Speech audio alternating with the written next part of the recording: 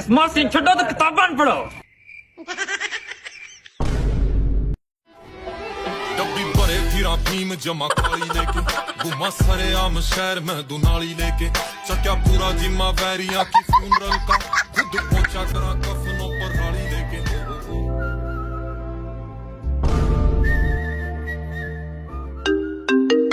ओए यार बिस्मा दी कॉल आ रही है, की करा? तू चुक ले अबे, मैं संभाल लूंगा। चुक तू कॉल, चुक चुक चल जा।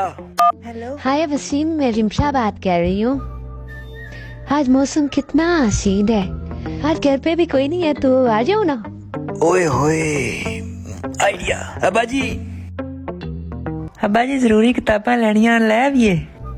वैसे पुत्र रिमशा दी आवाज बड़ी सोहनी है, मैंने भी ले जाओ किताब लैन।